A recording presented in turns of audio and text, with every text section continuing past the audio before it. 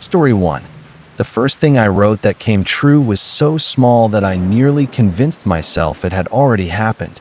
I had been staring at the same paragraph for almost an hour, listening to rain tick against the kitchen windows of the farmhouse I had rented in northern Pennsylvania. The place belonged to a retired couple who normally used it during hunting season. In October, it sat empty, surrounded by wet fields, black maples, and several acres of forest. I had rented it for one reason. I was 6 months late delivering a horror novel. My publisher had already extended the deadline twice. My savings were disappearing, my previous book had sold badly, and this manuscript was supposed to determine whether I still had a career. That night, I was trying to write about a man alone in an old house. Out of frustration, I typed that at exactly 2:17 in the morning. 3 slow knocks came from the kitchen window. I finished the sentence. 3 knocks sounded behind me. Not loud, not violent, just 3 evenly spaced impacts against the glass. I remember staring at the laptop clock. 2:17. The window looked onto an open field. The outside light revealed rain moving sideways across the grass, but there was nobody near the house. I checked anyway. The mud beneath the window was untouched. I did not sleep much. The next morning, I decided coincidence was more comforting than whatever alternative my mind was trying to construct. Writers spend too much time connecting unrelated things. I knew that, so I tested it. I typed that a dead limb would fall from the maple beside the driveway before I finished my coffee. Less than 5 minutes later, I heard wood splitting outside. A branch thicker than my leg crashed across the gravel. After that, I became careful. For several hours, I experimented with things that could not hurt anyone. I wrote that the kitchen light would blink twice. It did. I wrote that the rain would stop for 1 minute. It stopped. Then I wrote that the electricity would fail for exactly 7 minutes. The farmhouse went dark before I could even stand from the table. 7 minutes later, every appliance came back on. That was when I discovered the important part. Nothing happened until I completed the sentence. If I stopped halfway through, reality stayed unchanged. For 2 days, I treated the ability like something miraculous. I wrote that I would find a $20 bill beside the mailbox. It appeared there. I wrote that my publisher would send an encouraging email. One arrived that afternoon. The danger of something extraordinary is that eventually it starts to feel normal. On the 3rd evening, I forgot to be afraid of it. I was writing quickly, trying to finish a frightening chapter, when I typed a line about a woman being murdered at midnight by someone hiding behind her bedroom door. Only after putting the period at the end did I remember the farmhouse across the road. An older woman lived there alone. I deleted the sentence immediately. Nothing happened. For nearly 3 hours, I sat watching her distant upstairs light through the rain. At midnight, it went out. Around 12:40, flashing blue lights appeared on the road. By 1 in the morning, there were 3 police vehicles outside her house. I never learned every detail, but the local newspaper reported enough the next day. She had been found dead in her bedroom. After that, I understood that deleting something did nothing. Once written, it belonged to the world. I considered destroying the laptop, but another accident taught me something worse and more useful. While outlining a scene, I wrote that a missing child would vanish from a nearby town. I realized what I had done and immediately continued the paragraph, writing that the child escaped unharmed and was found before morning. That night, a local alert appeared on my phone. A 9-year-old boy had disappeared. Before sunrise, another alert reported that he had been found alive several miles away. I could not erase what I wrote, but I could change what happened afterward. From that point, I stopped working on the novel. I kept the laptop closed. For 2 nights, nothing happened. On the 3rd night, I woke at 2:58 and noticed light beneath the study door. The laptop screen was glowing. I had left it shut. When I opened it, my manuscript was already on the screen. A sentence was appearing 1 letter at a time. At 3:03 in the morning, I would hear someone walking upstairs. I did not touch the keyboard. The farmhouse had a second floor, but I had never used it. At exactly 3:03, a floorboard creaked above me. Then another. Slow pressure moved across the ceiling. The footsteps crossed from one side of the house to the other. Another sentence appeared. I would check the staircase. I stayed seated. The words changed. I tried not to check the staircase. That frightened me more than the footsteps. The manuscript was not predicting what I would do. It was accommodating resistance. New words appeared. Something upstairs had begun walking down. The first stair creaked. Then the second. I grabbed the laptop and typed beneath the sentence that whatever was coming downstairs could not enter the study. The footsteps stopped outside the door. For several seconds, nothing happened. Then another sentence wrote itself. The door opened anyway. The handle began turning. I typed that I escaped through the window. Before I fully understood what I had written, my body was already moving. I climbed onto the desk, shoved the window open, and dropped into the freezing mud outside. I ran toward the tree line, carrying the laptop against my chest. Behind me, the farmhouse remained dark. Something moved past one of the upstairs windows. I reached the edge of the forest before realizing I could not keep running. If the manuscript could write me into checking a staircase, it could write me anywhere. I returned to the house. The study door stood open.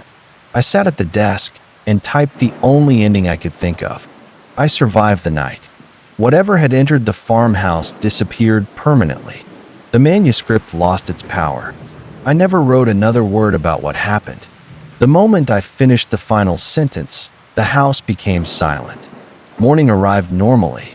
I left that afternoon. I destroyed the laptop, burned my printed drafts, abandoned the novel, and eventually found work editing technical manuals. Years passed. Nothing followed me. I married. We bought a small house outside Pittsburgh. I stopped thinking about the farmhouse every day.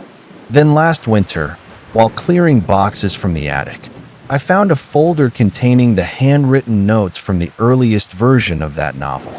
I almost threw them away without looking. Instead, I opened the folder. Near the back was a page I did not remember writing. It described the farmhouse, the knocking, the woman across the road, the child, the footsteps upstairs, the manuscript writing by itself. It even described me finding the page years later in my attic. The handwriting was mine. Every loop, every crossed letter, every strange habit I had when writing quickly. At the bottom of the page was one paragraph. It said that I finally understood why everything I wrote became true. The next sentence said that I had never been the writer. I was the character. I stood there holding the page while my hands began shaking. Then fresh ink appeared beneath the final line. Not on a screen. On paper. Letters formed slowly across the page as though an invisible pen were moving over it. The sentence said that I looked up and finally saw the person who had been writing me. For several seconds, I refused. Then another line began forming. It described my hesitation. So I raised my head. There was nobody in the attic. Only the small window across from me, reflecting the room. I could see the boxes, the hanging bulb, the paper in my hands. I could see myself standing beneath the light. And directly behind my reflection sat someone at a desk that did not exist in the attic, writing quickly across a sheet of paper. I turned around. There was nothing there. When I looked back at the page, one last sentence had appeared. I have spent months refusing to read it aloud, because I finally understand that the story does not become real when it is written.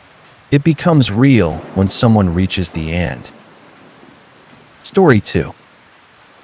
The first photograph showed my patrol car passing the only gas station on County Highway 12 at 2:17 in the morning.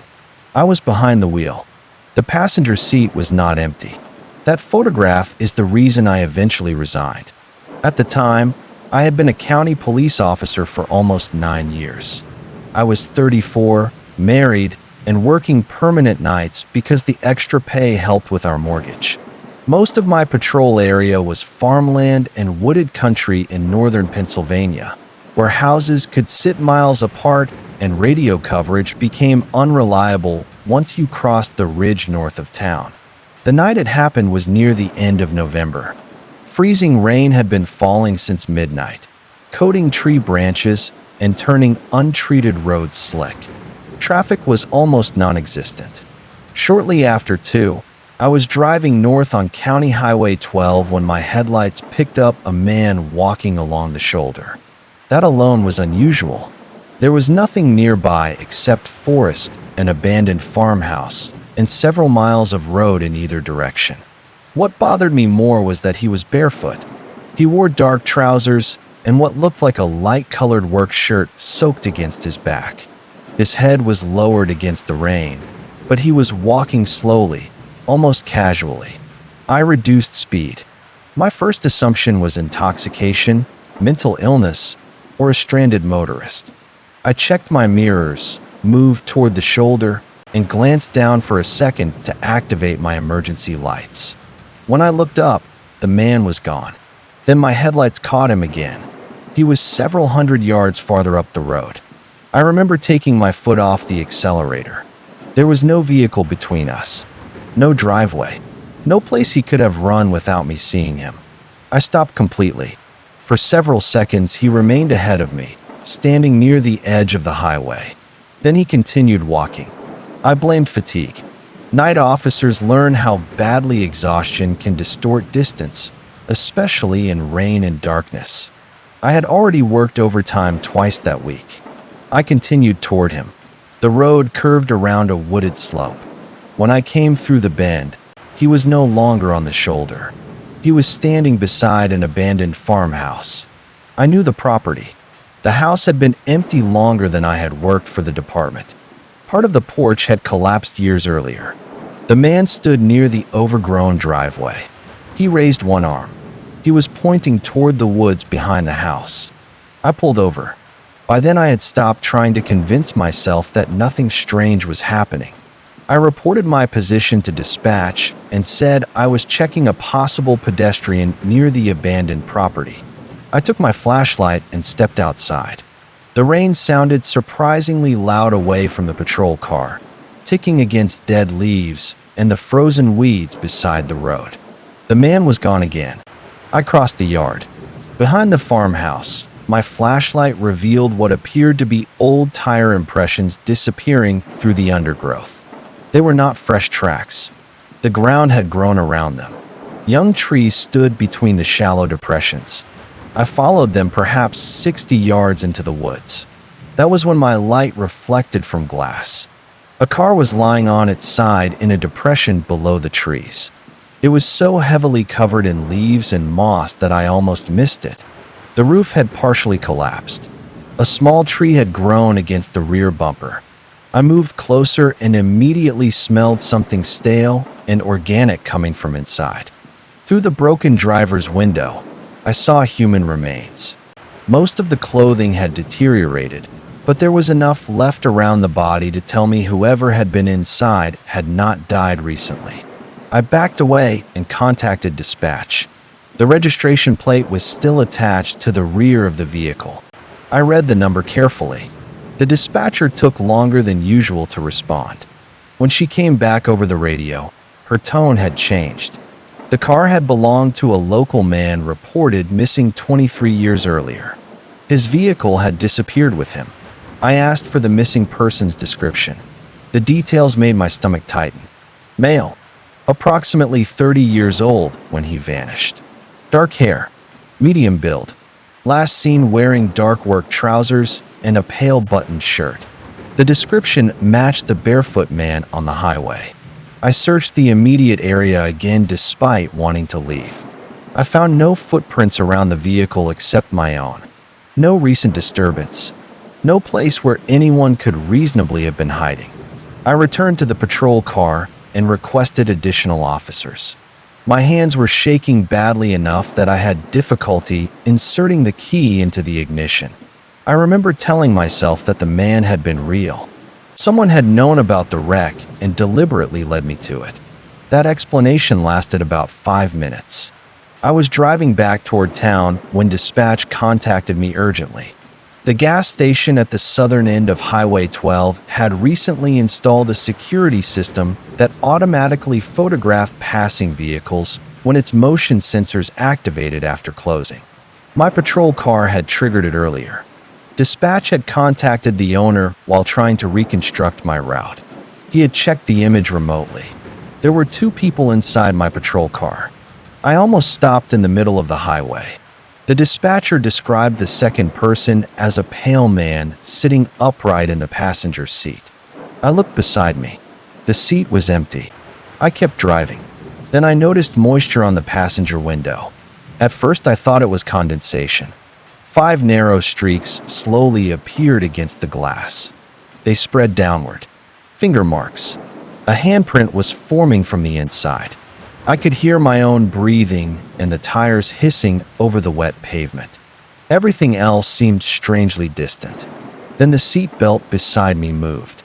It tightened slowly across the empty passenger seat, as though something invisible had settled against it. A smell filled the car. Wet soil, rotting leaves, and something older underneath. I did not look directly at the seat again. I drove toward town with both hands locked around the steering wheel. As I reached the first streetlights, the smell faded. The seat belt loosened. The handprint remained. The remains from the wreck were later identified as the missing man. Investigators determined that the car had probably left the road during severe weather more than 2 decades earlier, but something did not fit. The damage suggested the vehicle had not simply crashed. Someone had removed the driver's door before the car went into the depression. The case was reopened. 3 months later, detectives arrested a former acquaintance of the dead man after finding evidence connecting him to the disappearance. I never learned exactly what happened between them. I did not want to. I transferred to days shortly afterward and eventually left police work completely. For years, I kept a copy of the gas station photograph locked in a drawer. There was something about it I never told the investigators. The missing man was not looking forward in the picture. He was turned toward me. One hand rested on the passenger window. The other was pointing past my shoulder toward the back seat. And although I was alone when that photograph was taken, there is a third face reflected in the rear window. Story 3. The 7th disappearance changed everything because her backpack was found exactly where 2 of the earlier searches had already passed. It was November of 2015, and by then I had spent almost 18 years working investigations in Western Washington. Missing hikers were not unusual around Olympic. People underestimated the terrain constantly. Fog could erase a trail in minutes. Rain could turn a shallow creek into something dangerous. A sprained ankle 20 miles from a road could become fatal very quickly. That was how the first cases had been treated. Between September of 2012 and November of 2015, 7 people disappeared within roughly 10 miles of the same section of forest. None had been hiking together. Their ages varied. Their experience levels varied. Some were local, others were tourists. The only thing they shared was proximity to an old logging route known locally as Blackwater Trail. The trail had officially been closed decades earlier. When the 7th hiker vanished, I was assigned to review the previous cases and determine whether we were dealing with more than coincidence. I expected mistakes. I did not expect a pattern. 3 abandoned vehicles had been found near different trailheads. 2 backpacks had turned up miles from where their owners were last seen. 1 cellular phone had been recovered beside a creek with almost a full battery and no visible damage. Nothing suggested robbery. Wallets were still inside packs. Keys had been left in vehicles. There had never been a body. Search teams had used dogs, helicopters, volunteers, thermal equipment, and experienced backcountry crews. The forest had been searched repeatedly, yet people seemed to disappear into it without leaving enough behind to explain where they had gone.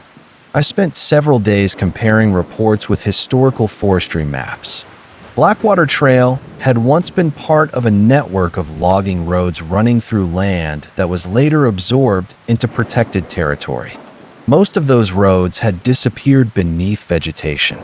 One map from the late 1960s showed something unusual near an abandoned ranger structure northwest of the modern trail. A narrow line ran beneath the building and ended inside the hillside. It was labeled as a maintenance passage. The feature was absent from every later map I checked. That interested me enough to request access to the site. A park employee accompanied me on the first visit. Reaching the ranger station required nearly 2 hours on foot.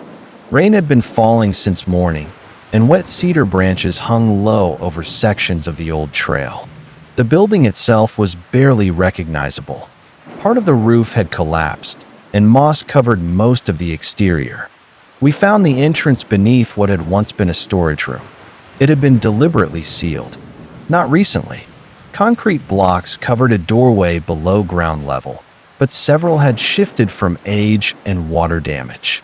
The park employee thought the tunnel might have been sealed because of structural. I wanted it opened. 2 days later, we returned with additional personnel and equipment.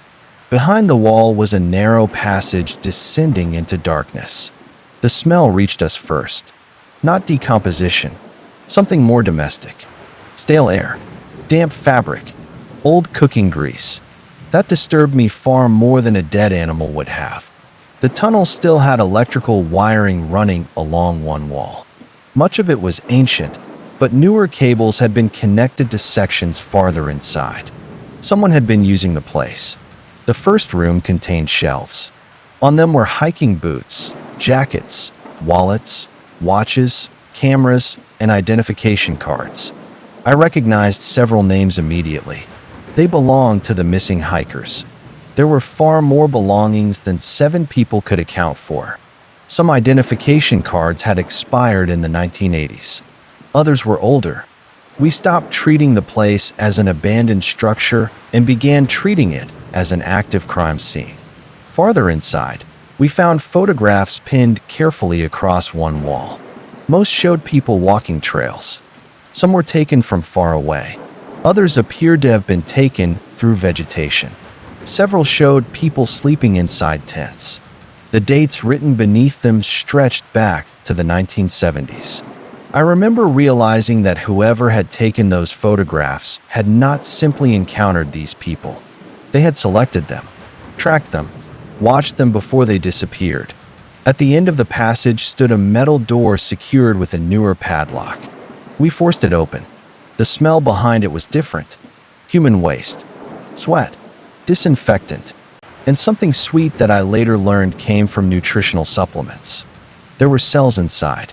Small rooms separated by crude wooden partitions and chain-link fencing. We found 3 people alive. One had been missing 14 months.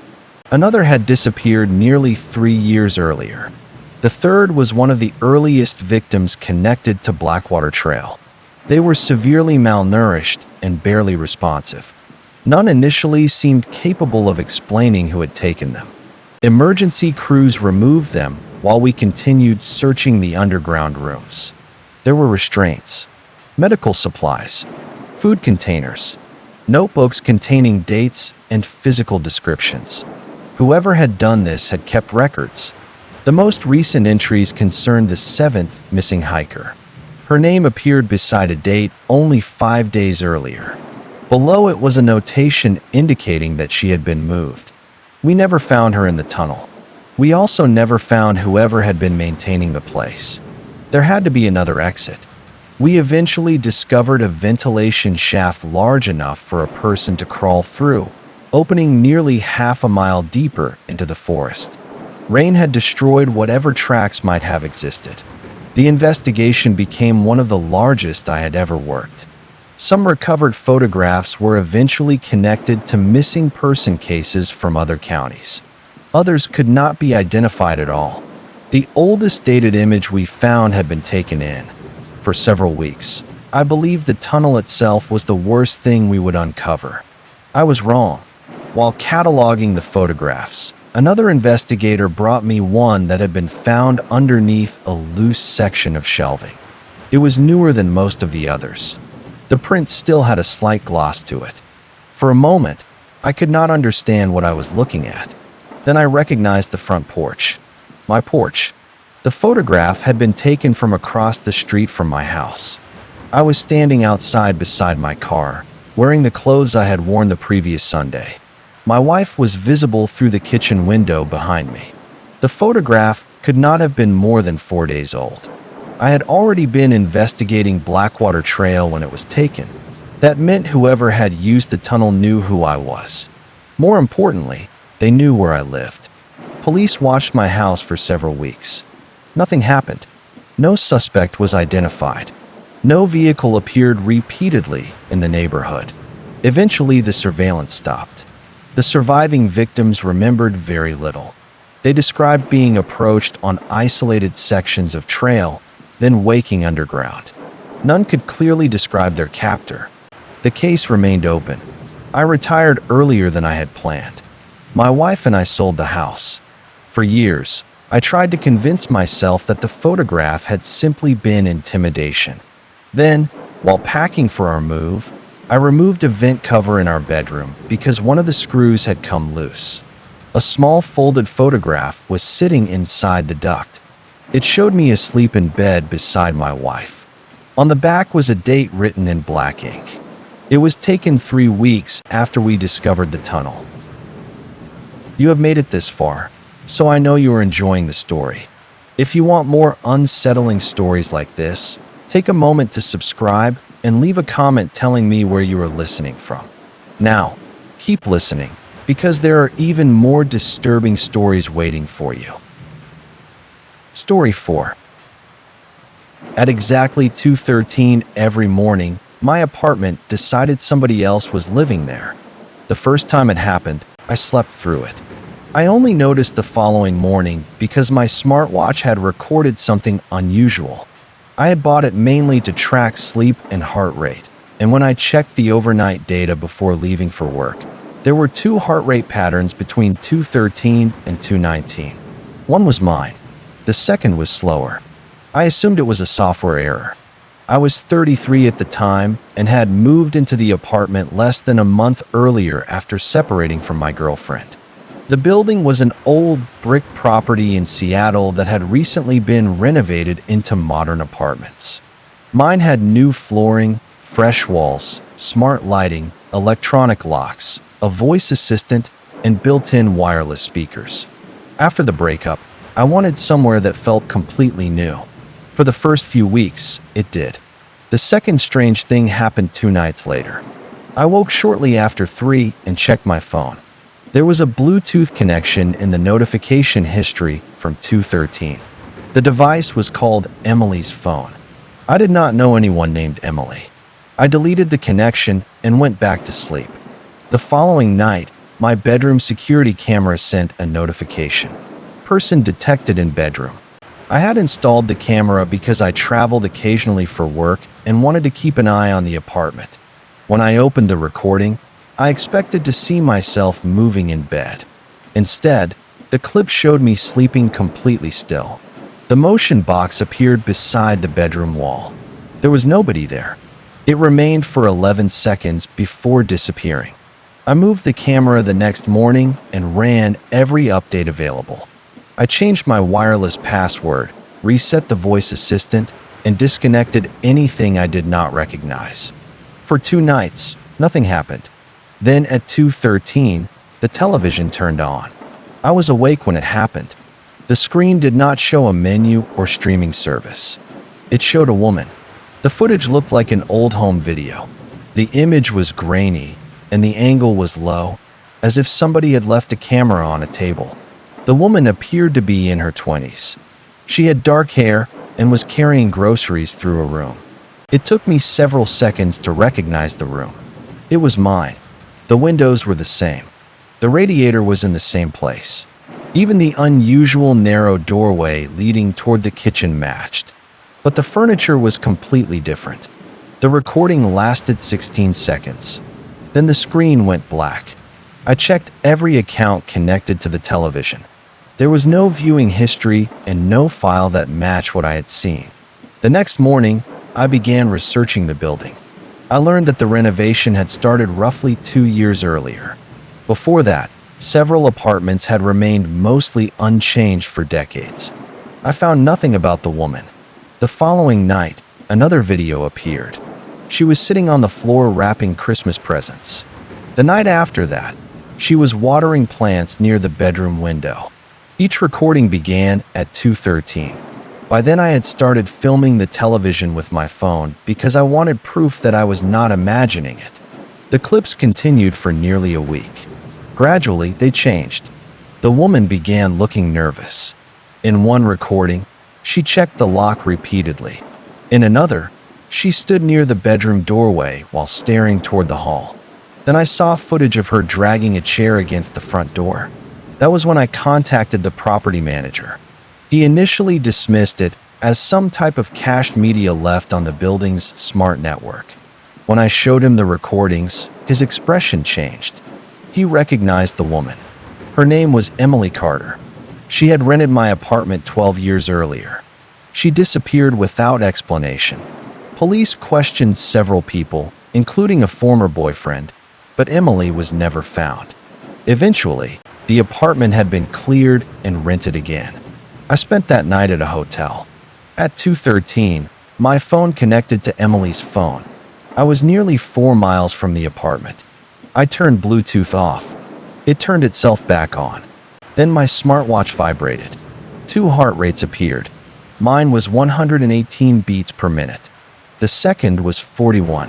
I removed the watch and left it on the hotel desk. The following morning, I contacted the police. They listened but had little reason to reopen a 12-year-old disappearance because of unexplained electronic recordings. Then I showed them the final video. It had arrived on my phone sometime before dawn. Emily was inside my bedroom. Someone else was with her. The camera was positioned near the floor, pointing toward the bed. Emily backed into view while another person entered from the hallway. Only his legs and part of his torso were visible. There was a struggle. Emily fell. The recording ended before I saw what happened next. That video was enough to get someone's attention. 2 detectives came to the apartment that afternoon. They searched it but found nothing immediately suspicious. After they left, I decided I was not sleeping there again. I packed clothes and essential belongings. Around 11 that night, I was almost finished when the voice assistant activated. No sound came from it. Instead, its small screen displayed 4 words. Look behind the wall. At the same moment, my television displayed the same message. Then my phone. Then my smartwatch. Even the digital panel on the thermostat changed. Look behind the wall. My bedroom security camera rotated by itself. It pointed toward the wall behind my bed. I called the detectives again. They returned with officers and the property manager. The wall had been installed during renovation. After checking the original dimensions of the apartment, one officer noticed that the bedroom was slightly smaller than it appeared on the older floor plans. They opened it.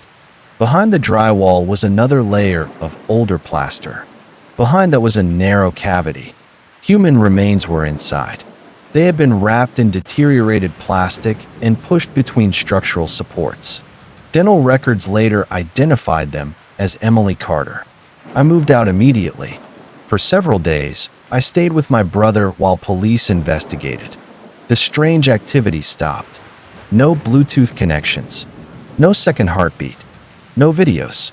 Emily had been found, and part of me believed that was what she had wanted. About a week later, I returned to the apartment with my brother to collect the last of my belongings. The police had already taken my security camera as potential evidence, but I had forgotten that the camera system automatically backed up notifications to my account. We were carrying boxes downstairs when my phone vibrated. Person detected in bedroom. I stopped halfway down the stairs. The timestamp was current. The camera was no longer inside the apartment. I opened the notification anyway. There was a photograph attached. I was sitting in my bedroom chair earlier that afternoon, checking my phone while my brother packed boxes behind me. Emily was standing directly behind the chair. Her face was pale, but unmistakable. She was looking toward the corner of the room. A man stood there, tall, motionless. His face was partly hidden by shadow. Unlike Emily, he did not look transparent or distorted. He looked alive. I sent the photograph to the detective. 2 days later, he contacted me. The man resembled Emily's former boyfriend, the same person police had questioned 12 years earlier. They went to his registered address. The house was empty. Neighbors said he had moved several weeks before Emily's remains were discovered. No one knew where he had gone. I eventually replaced my phone and stopped wearing the smartwatch. I removed every smart device from my new apartment. For months, nothing unusual happened.